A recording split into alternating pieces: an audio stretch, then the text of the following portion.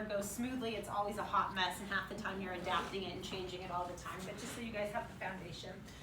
So if they have triceps, it can change everything, right? Like we talked about, triceps can change. So this is if they don't have triceps. If they have triceps, a lot of times you can do this wiggle thing where they hook underneath their ITs. They go like this, they pull up, and they use their head, they pull into a mod long sit. I've never actually seen it happen, but PT schools teach that. Okay, but what we're gonna do is C-crawl. So I'll do it this way so you can see what it's like. Again, SCI, you always demo it. Legs crossed. If I'm going this way, I'm reaching up towards this machine, right? And I'm protracting. So we come over like this. Ideally, we want them to stick on their elbows. They'll probably, most likely, when you first teach it, end up like this. It's a royal pain in the bum. But they end up, if we C-crawl, almost like a twisted prone on elbows.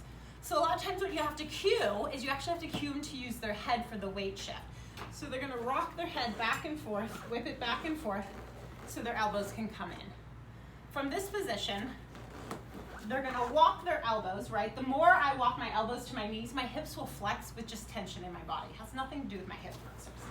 They're not turned on. So depending on how flexed you are, which I'm not flexible at all, but I'll try it. So they go into a C, right? This is our C-crawl position.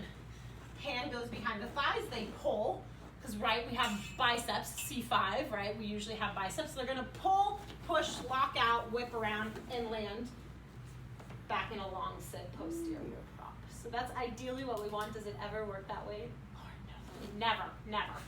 But when you're showing the C-crawl, right, you go into rolling, prone on elbows, have them pull the elbows in, walk elbows towards knees, outside hand hooks, and they pull, come back, and fall in a posterior prop position. That's what you're going to show them. And long sit. Okay, I'll show how to facilitate. Oh, my ankles are sweating. It's so hot in here. All right.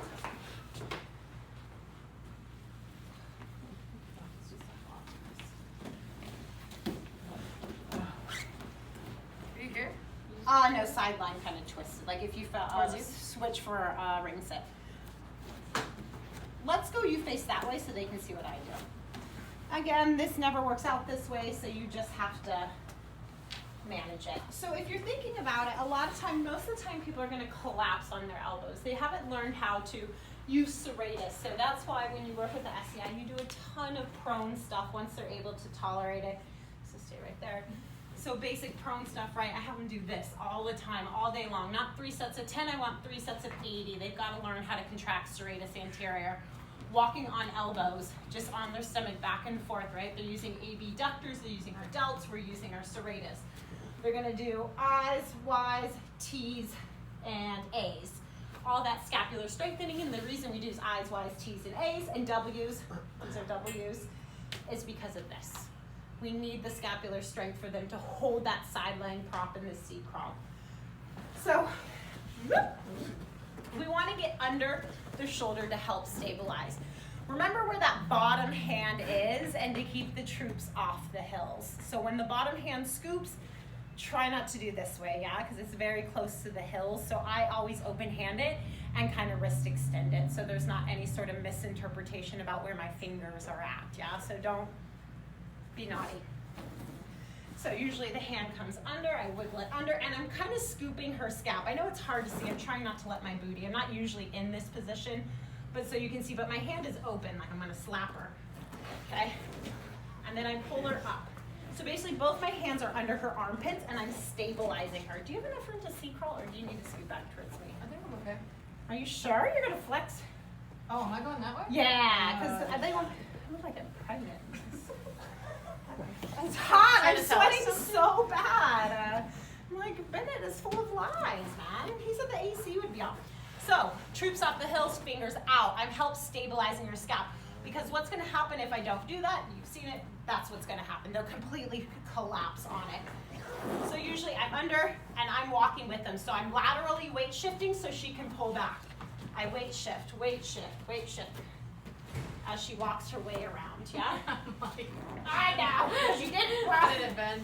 So still you can see in the mirror, I'm still stabilizing her. Again, this is very generic view. Okay, so what she's gonna have to do is bring her arm around and really hook. Remember, she don't got fingers even though she just used them, right? She's gonna use biceps and elbow flexion to hook that leg, okay? And on the count of 3, we're gonna push through this arm and bring this arm back. So I basically just guide her, 1, 2, 3, pull, pull, pull, and put her back into a long sit position. And then I'll switch my hands Long sit here. posterior. Yeah, she'll fall into a long sit posterior prop position. If she doesn't have elbows, she'll completely collapse, which is fine. She collapses on me, but I automatically go into this and lock her out so she doesn't get scared. Shoot! All right, give it a try. You're gonna sweat a lot. It's hot. It's really hot. My elbow pits are sweating.